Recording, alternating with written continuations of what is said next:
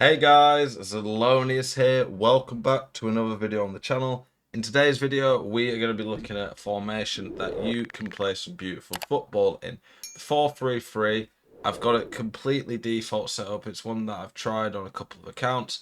I'm going to show you how I would set it up and build it with my account. I've not been using it on my account yet, but it's a really fun one to play.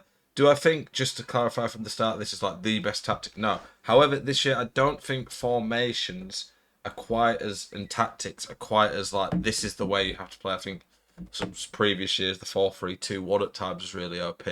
I think this year you can play a lot of different styles and new player roles that do help towards that. So let's go look. It does help me with my icons to be a bit easier to build my team, I will say. So we got team management. In the 4-3-3, I'm going to go to short passing. Lots of players close together. I think Tiki Taka is going to work quite well. Generally speaking, I quite like the defensive line on 70 as it is, but that's a pretty good balance of pressing. I didn't even notice that. You can see top left the code. I didn't know that was a thing that they added that recently. But yeah, with this you get good press whilst not being over the top. So what we're gonna do, we're gonna have. You could go false nine. I think that's the thumbnail says. Generally speaking, I think poach is better. It can still play like a false nine at times. Are you sick to death of getting out teamed on FC25? Want that God squad you've always been dreaming of? Check out IGGM.com today. The best and most reliable place to get coins for your ultimate team. Use the link in the description and code ZEL at checkout for a 5% discount. Check out IGGM.com today. Drop back, but the runs they're going to make are going to be better. Inside forward plus plus, I'm going to have them on attack.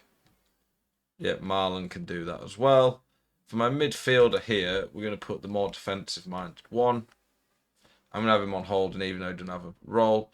I'm going to have him on a playmaker. I think having a playmaker in there is going to give you a few more creative options. And then a box-to-box is really nice as well. Box-to-box just gives you a bit more defensive reliability.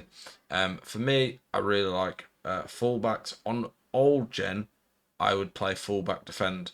On new gen, though, I think you can play wing back and they're going to give you a bit more going forward. If they don't have any role, I would just go ball playing defender for him because it's better. But for like him, I wouldn't go stopper. I don't think stopper's any good. That is how I'd set it up with my team. The benefits of all this, you've got a really nice midfield trio that's got a lot of balance in it. I think balance on this game is important. If you have too many players just bombing forward, you're gonna get caught on counters. And also you can't go backwards. A lot of people, when I watch the gameplay, when I do coaching sessions, I watch it and they just keep doing the same thing over and over again, and it gets predictable. If you have too many men forward, you're going to be predictable because you're not going to have any options of what to do other than just attack forward relentlessly. The inside forwards just work really well on this game. I don't think there's a better role out wide. I'm not saying it's the only way to play, but it is the best way for that position, in my opinion. I generally prefer left and right mids, so you could change this to a 4-5-1 if you wanted. Gyökeres, absolute beast. I really like poachers on this game. Poach plus plus is one of the roles that stands out the most. I actually packed this Gyökeres from a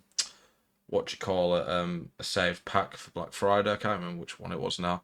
I think a holding midfielder in here is really important.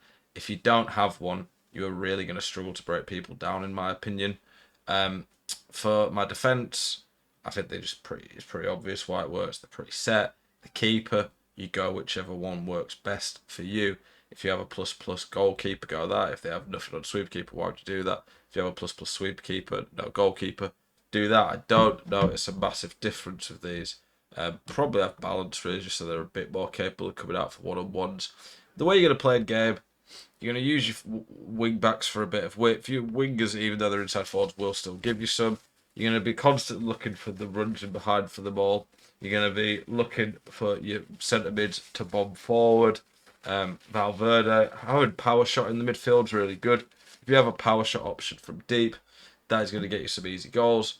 You're holding midfielder, never really want to attack too much with them, but having midfielders with good play styles here, passing play styles, it's going to be nice. Going to be allowed to do a bit more Tiki Taka.